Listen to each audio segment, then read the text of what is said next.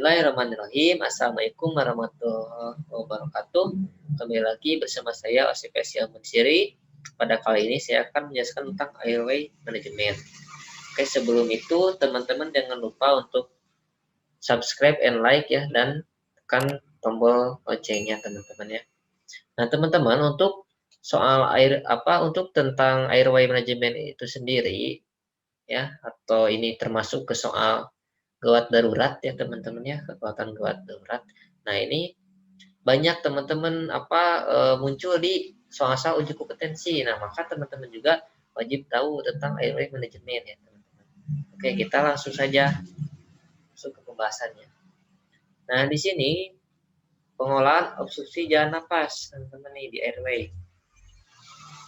Nah gangguan yang terjadi pada airway itu dapat berupa sumbatan napasnya itu total dan parsial teman-teman ya, atau sebagian. Nah penanganannya juga dikatakan berhasil apabila sumbatannya itu dapat ditangani secara cepat dan tepat teman-teman. Nah airway dinyatakan tidak mengalami sumbatan ketika pasien masih bisa berbicara dengan baik tanpa adanya surat tambahan. Berarti kan clear ya airway-nya kalau seperti ini gitu ya teman-teman. Berarti tidak ada pengolahan obstruksi jalan nafas itu ya, tata laksana untuk airway gitu ya, tidak ada penanganan airway, berarti clearnya airway kalau seperti ini pasiennya. Nah dan adanya masalah gangguan pada jalan nafas dan pernapasan yang tidak segera diatasi dapat mengakibatkan kematian. Nah jadi teman-teman, apabila ditemukan tuh sebuah masalah dengan gangguan pada jalan nafas, apabila tidak ditangani dengan cepat dan tepat, maka akan mengakibatkan kematian teman-teman. Nah maka penting mengenai tanda dan gejala sangatlah mempengaruhi dari kecepatan dan ketanggapan dalam mengatasi masalah pada airway atau jalan nafas. Nah ini kontrol servikal spinal ya. Jadi di sini saat melakukan penilaian dan tata laksana gangguan jalan nafas, hindari pergerakan pada area servikal dan spinal. Jadi teman-teman, apabila kita menemukan nih kecelakaan lalu lintas ya teman-teman, contohnya di jalan kita menemukan kasus yang kecelakaan lalu lintas, itu kita curiga itu untuk trauma servikal dan spinal. Nah berarti kita harus segera nih pasang nekolar gitu ya untuk fiksasi kepala dan leher. Karena kenapa seperti itu? Karena pada trauma-trauma tersebut kita patut dicurigai untuk adanya trauma servikal atau spinal gitu. Karena apabila terdapat trauma tersebut ya, apabila kita melakukan pertolongan, terus adanya pergerakan ya pada area lehernya ya gitu ya, apabila pergerakan dengan trauma seperti itu maka akan fatal untuk jalan napasnya teman-teman gitu ya, bakal gagal napas itu si pasien itu teman-teman, maka akan menyebabkan kematian. Maka kita harus hindari pergerakan pada area servikal apabila dengan pasien tersebut, maka harus pasangkan nekolar untuk fiksasi kepada leher. Nah bila pasien belum diletakkan di atas papan keras, maka segera lakukan pemasangan long spine board teman-teman ya, dengan lengkap dengan head immobilizer ya untuk fiksasi seperti itu. Nah ini nekolar teman-teman ya, ini nekolar ya, untuk fiksasi ya. Nah ini teman-teman ya long spine board ya, ini spine board dengan immobilizer ya, di fiksasi kontra cervical dan spinal gitu ya. Nah ini oke. Nah adapun masalah dan tata jalan nafas teman-teman. Nah di sini ya, masalah dan tata jalan nafas itu terbagi dua. Nah, di mana ada sumbatan total dan sumbatan parsial, teman-teman. Nah, jadi sumbatan total itu seperti apa dan penanganan juga berbeda dengan sumbatan parsial. Gitu. Jadi kita harus tahu nih, kalau sumbatan total pelaksananya seperti apa, kalau sumbatan parsial pelaksananya seperti apa. Oke. Nah, ini sumbatan jalan nafas total dulu ya. Nah, untuk sumbatan total ini terjadi karena benda asing yang menutup airway secara tiba-tiba yang disebut dengan istilah tersedak atau cooking. Nah, di sini tanda-tanda tersedak diantaranya adalah apa saja? Berontak sambil menggenggam leher, tampak seperti ingin batuk. Ya, jadi tanda-tandanya itu seperti apa? Menggenggam leher ya, menggenggam leher, tampak seperti ingin batuk gitu ya. Karena tadi kan ya tersedak gitu ya karena benda asing gitu ya, secara tiba-tiba. Nah, ini mendadak tidak bisa berbicara, batuk dan bernapas gitu ya, tidak bisa berbicara itu apa pasien tersebut gitu ya. Terus juga terdengar bunyi bising hidung saat inspirasi, bahkan dapat tidak terdengar bunyi sama sekali gitu ya. Dan juga kesulitan bernapas gitu ya. Gitu. Karena apa benda asing gitu tadi ya. Terus cyanosis kebiruan teman-teman. Dan juga meledak tidak sadar. Nah, jadi dari benda asing yang menutup jalan napas ya secara tiba-tiba, maka apabila tidak cepatnya kita tangani ya dengan tata laksana yang memang seharusnya, maka akan mengakibatkan pasien itu tidak sadar. Nah, tadi kan ya hipoksia. Nah, di sini tata laksananya ya. Nah, maka tadi kan ya berbeda-beda. Nah, jadi ada pasien yang sadar, ada pasien yang tidak sadar. Nah, di sini pasien sadar dulu ya. Nah, dengan pasien sadar, dewasa dan anak itu lakukan abdominal thrust atau Heimlich maneuver, teman-teman. Untuk tindakannya ya. Nah, untuk wanita hamil atau korban dengan obesitas ya teman-teman ya berbeda ya tindakannya dengan melakukan chest thrust. Jadi apabila pasiennya itu obesitas atau wanita hamil dilakukannya chest thrust ya bukan abdominal thrust atau Heimlich maneuver. Dan nah untuk bayi lakukan tindakannya itu back slap dan chest thrust. Nah, untuk pasien tidak sadar berbeda penanganannya dengan pasien sadar. Nah, kalau pasien tidak sadar itu dewasa dan anak melakukan RJP tanpa menginjekkan nadi terlebih dahulu. Jadi langsung di RJP ya, langsung di CPR gitu ya. Nah, untuk bayi, nah RJP pada bayi ya sama ya. Untuk bayi juga pasien tidak sadar itu di RJP ya. Namun tidak disangka untuk melakukan apa? Dan penyeslip karena dapat mendorong benda asing semakin menyumbat jalan nafas. Jadi tidak disarankan untuk sapuan jari gitu ya gitu karena dikhawatirkannya si benda asing itu terdorong dan menyebabkan semakin menyumbat jalan nafas. Nah ini gambarannya teman-temannya. Nah ini untuk abdominal thrust atau Heimlich maneuver ya pada dewasa dan anak ya teman-teman. Nah ini pada pasien yang yang sedang hamil ya dan obesitas tindakannya dengan chest thrust. Nah ini untuk pada bayi ini tindakannya back slap ya teman-teman. Dan ini chest thrust nih pada bayi.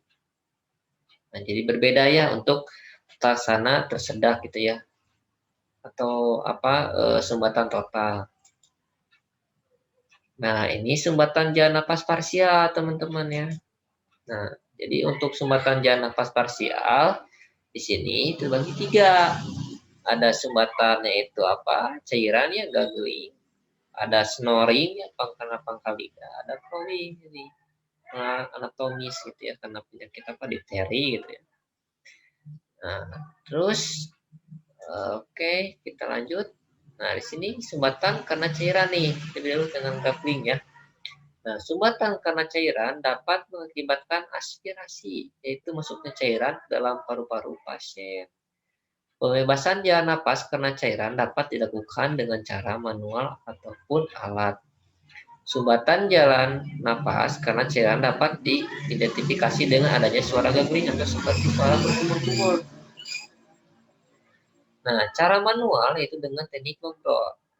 Teknik logrol hanya dilakukan sementara sesaat sebelum alat suction siap atau bila tidak memungkinkan untuk melakukan suction dengan alat karena cairan terlalu banyak. Pengisapan cairan dengan alat suctioning harus dilakukan segera mungkin gitu.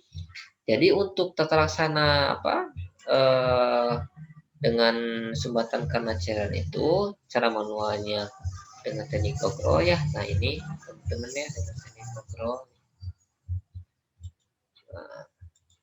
Nah ini dengan suctioning teman-teman ya, suctioning gitu. Nah ini untuk sumbatan karena cairan ya, gargling. Oke, nah ini sumbatan jalan napas karena pangkal lidah, snoring teman-teman. Pada pasien yang tidak sadar, lidah yang jatuh ke arah dinding paring posterior ke belakang gitu ya, dapat menyebabkan obstruksi jalan napas. Jadi menutupi jalan napas nih. Tanda yang paling objektif untuk mengetahui adanya sumbatan jalan napas adalah terdengar suara mengorok ya, snoring. Nah, tindakan untuk mengatasi sumbatan jalan napas karena pangkal lidah dapat dilakukan dengan teknik manual nih. Dan dengan alat. Tindakan manual yaitu dengan melakukan jarum tras ya. Apabila pasiennya dicurigai trauma ya, atau trauma, maka melakukannya itu tindakan manual itu dengan jarum tras. Nah, apabila tidak ada trauma ya atau non trauma, nah, maka tindakan manualnya itu hand tilt chin lift. Ya. Nah, bila alat tersedia nih, maka lakukan pemasangan OPA ya. Dipasang OPA kalau alatnya tersedia. Nah, tapi itu tidak ada refleks teman-teman, atau tidak ada batuk dan pasien tidak sadar gitu ya. Karena berbeda nih kalau pasiennya ada refleks dan pasien sadar, beda lagi untuk menggunakan alatnya. Nah, ini nasofaringeal airway nih, NPA nih, bila ada refleks pasien dengan berbagai tingkat kesadaran teman-teman. Jadi menggunakan NPA. Namun pasien dengan pemasangan NPA tidak boleh dipasangkan apabila adanya fraktur nasal fluid. Cedera tersebut ditandai dengan adanya salah satu atau lebih dari tanda berikut: rakun eye, metasign, rhinore, dan rhinore ya. Jadi tidak boleh dilakukan pasang NPA gitu ya. So, ini kan rakun eye ini katanya nih seperti ini ya. Terus metasign gitu ya di belakang telinga gitu ya. Nah, terus ada cairan nih keluar nih dari hidung dan telinga gitu ya. Gitu. Oke, nah ini teknik manual teman-teman ya. Nah ini teknik manual jauh tras ya teman-teman tadi ya. Apabila pasiennya dicurigai trauma ya atau trauma. Nah ini head chin lift ya. Head ini. Nah, ini chin lift ya. Jadi, seperti ini tindakannya. Ini apabila pasiennya tidak terdapat trauma. Nah, ini teknik menggunakan alat, teman-teman. Nah, ini untuk OPA ya, oropharyngeal airway. Nah, ini seperti ini ya, OPA. Ini koral ya. Nah, ini alat-alatnya ya, berbagai ukuran. Nah, ini nasopharyngeal airway ya, NPA. Nah, ini kan masuk ya ke hidung ya, nasal. Nah, ini berbagai ukuran ya, teman-teman ya.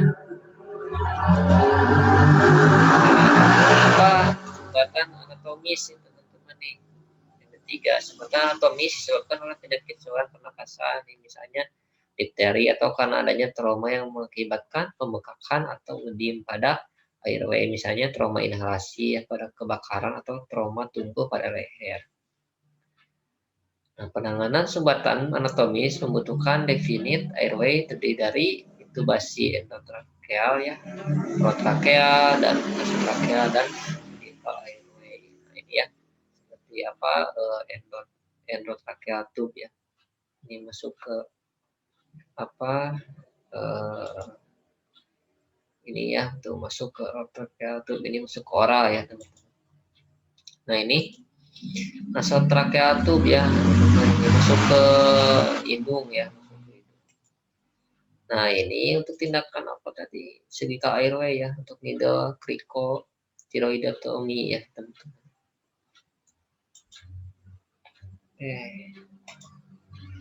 Nah, adapun ini teman-teman harus tahu nih peta konsep manajemen airway-nya.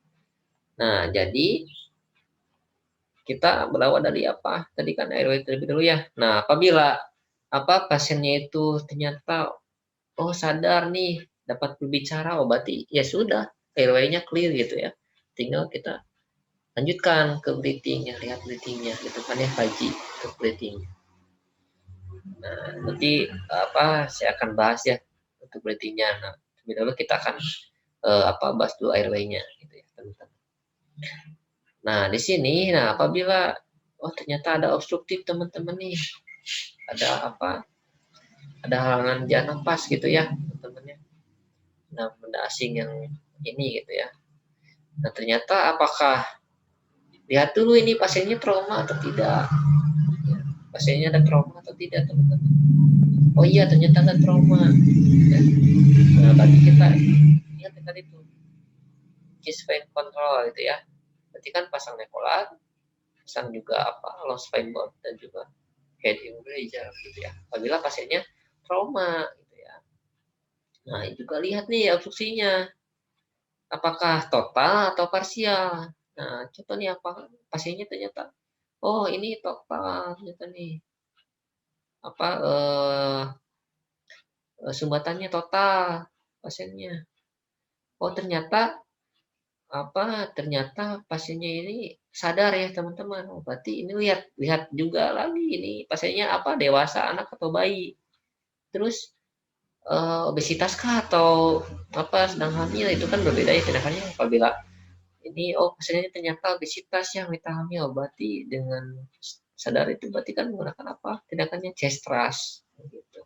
Ternyata bayi sadar gitu ya, sebetulnya total gitu, tersedak karena gitu ya, karena ada makanan yang masuk ya, atau ternyata ini ya tindakannya berbeda kan ya, ini back slap gitu ya, atau chest thrust. Ternyata pasiennya tidak sadar gitu ya, sumbat total tidak sadar, berarti ya udah RJP gitu ya, CPR gitu ya, maupun dewasa anak pun bayi. Ternyata sumbatannya parsial nih teman-teman ya, sumbatan parsial ya, lihat nih gaggling atau snoring atau crowing. Nah, harus benar-benar kita menilainya ya, penilaian atau pengkajiannya harus benar-benar. Ternyata gaggling nih, oke, atau seni gitu kan. Ternyata snoring nih teman-teman. Lihat juga nih kita apabila alat tidak belum siap, kita manual terlebih dahulu. Lihat juga apakah trauma atau tidak gitu. Trauma kita don't trust gitu ya. Trauma itu channel. Nah, alat kita pasang opor. Kita juga lihat nih, ternyata ada gag refleks, iya NVA gitu kan. Nah, jadi harus harus tepat ya, tepat dan cepat gitu ya untuk tindakan terlaksana pada airway teman-teman ya. Nah, ternyata crawling, oke, tindakannya di bleed airway. Oke, jadi teman-teman harus paham nih peta konsep manajemen airway ini ya. Oke, kita lanjut ke contoh soal nih teman-teman. Oke, contoh soal yang pertama, seorang bayi perempuan berusia 3 bulan dibawa ibunya ke ruang unit gawat darurat. Pasien mengalami sumbatan jalan napas total. Hasil pengkajian didapatkan warna kulit mulai terlihat kebiru-biruan dan kesadaran pasien mulai menurun. Manakah tindakan selanjutnya yang harus dilakukan? A. Back slap, B. finger slap, C. Abdominal thrust, D. Heimlich maneuver, E. RJP. Oke, nih di sini kita harus tahu nih teman-teman. Ternyata di sini sumbatan jalan napas total ya. Ini jalan napas total semua kan. Lihat juga usianya ini berapa. Ternyata ini bayi, teman-teman, bayi. Obat tindakannya apa? Di sini backflap untuk terlaksana pada pasien bayi yang tersedak. PJSP membersihkan dengan sapuan jari, lalu dengan atas yang berikan obat untuk terlaksana tersedak pada pasien dewasa. JP tindakan pasien tidak sadar, di sini kan sadar ya. Namun pasien mulai menurun gitu segalanya, berarti tindakannya backflap. Oke, kita lanjut. Ini. Kita lanjut ke soal yang kedua. Oke, seorang pasien 45 tahun mengalami cooking, tersedak ya, sehingga tiba-tiba batuk dan sulit bicara saat sedang makan apel, serta tampak mulai kesulitan bernapas tampak obesitas. Apakah manuver yang tepat dilakukan terhadap pasien? A. Finger swab, B. Backslap, C. Abdominal thrust, D. Heimlich maneuver, E. Chest thrust. Oke, nah di sini pasien ini dewasa ya teman-teman ya. Ini tersedak nih. Berarti kesempatan apa nih? Total teman-teman ya. Nah ini tiba-tiba batuk dan sulit bicara nih. Nah, ini kan ada tanda gejalanya ya teman-teman. Bisa bernafas. Nah ini obesitas nih. Ya, berarti berbeda kan tindakannya ya. Nah, berarti kita lihat nih penyesuaian membersihkan dengan sapuan jari, backslap untuk terlaksana pada bayi, abdominal thrust untuk terlaksana tersedak pada pasien dewasa, chest thrust untuk terlaksana pada pasien yang obesitas. Nah, berarti jawabannya itu. Oke, kita lanjut ke soal berikutnya. Di sini seorang perempuan 28 tahun, pos kecelakaan lalu lintas di bawah IGD, tampak jas di leher, terdapat luka di area temporal dan tulang radius ulna tampak menonjol dengan pendarahan cukup. Tekanan darah 1/90, nadi 110, respirasi rate 26, pasien datang dengan penurunan kesadaran dan terdengar adanya suara nafas garing. Oke. Apakah tindakan utama yang tepat dilakukan perawat? A. Memasang leveler, B. Melakukan suction, C. Pemberian oksigen, D. Pemasangan pompa, E. Pemasangan NPH. Oke, di sini untuk nekolar itu untuk pasien dengan trauma. Nah, bisa sih dengan nekolar. Untuk suction apabila terdengar suara nafas garing. Nah, di sini pemasangan OPA itu bila terdengar suara nafas snoring dan tidak ada refleks ya. Pemasangan NPA apabila ada refleks bisa memakai NPA dan pasien berbagai tingkat kesadaran. Nah, di sini kita lihat nih ternyata apa? Oh, ini KLL ya, gerakan lintas nih pasiennya. Dan juga tampak jejas nih leher dapat luka di atas mana ini itu dicurigai teman-teman ya untuk trauma septikal ya. Ini multiple trauma nih ya teman-teman.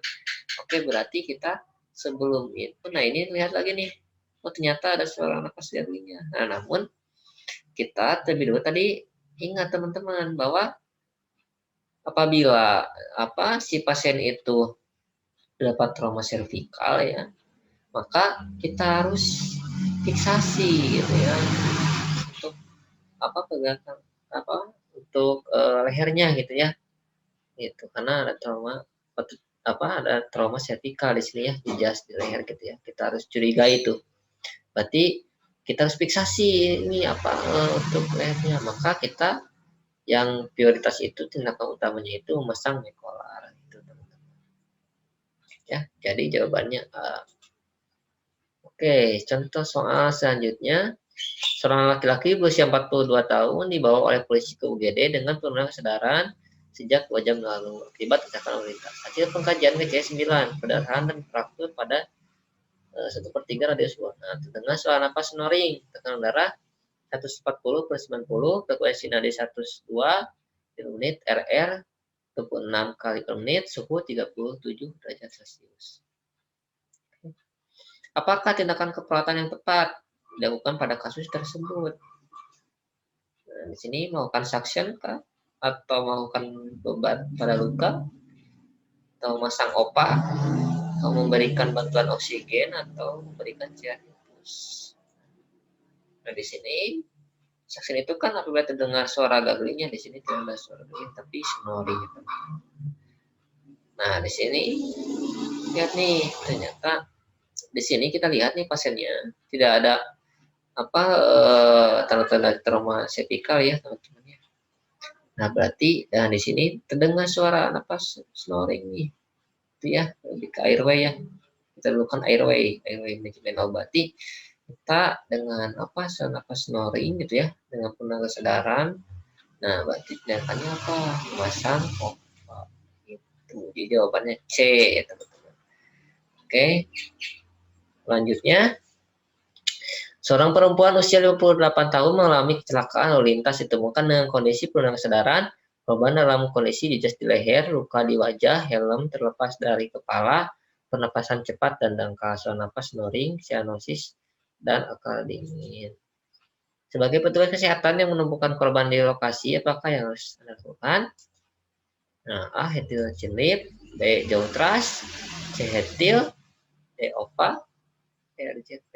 Nah, teman-teman, kita lihat nih posisinya di mana. Oh, ternyata ini di apa di lokasi ya, di lokasi si apa petugas kesehatan menemukan korban kecelakaan di lokasi nih dengan kondisinya itu apa penuh kesadaran dan ada jejak leher nih, luka di wajah yang terlepas. Oh, ini dicurigai teman-teman ya untuk trauma septica. Nah, berarti tindakannya itu dengan apa manual, teknik manual karena kan kita tidak apa untuk petugas kesehatan itu kan tidak mungkin ya untuk apa membawa apa dengan apa membawa dengan alat gitu ya, membawa alat berarti tindakannya manual.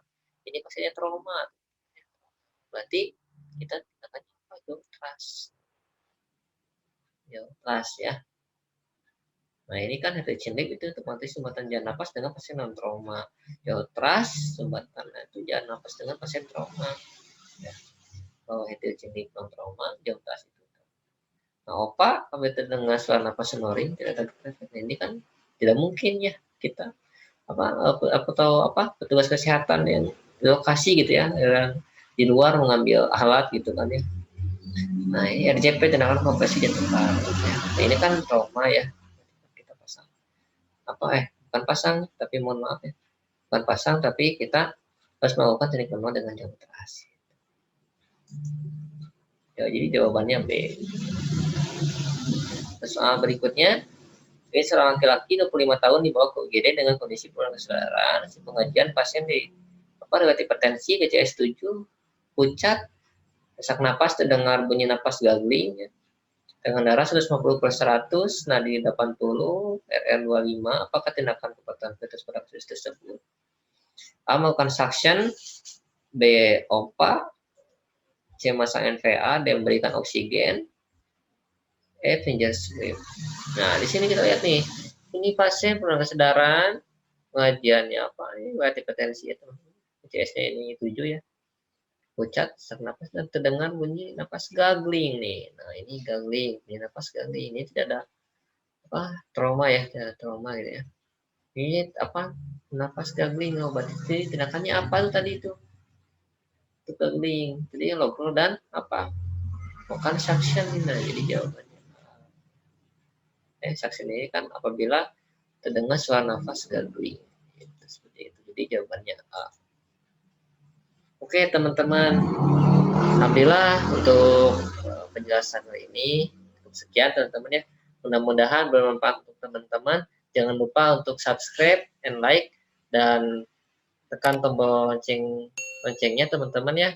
Salam kompeten. Assalamualaikum warahmatullahi wabarakatuh.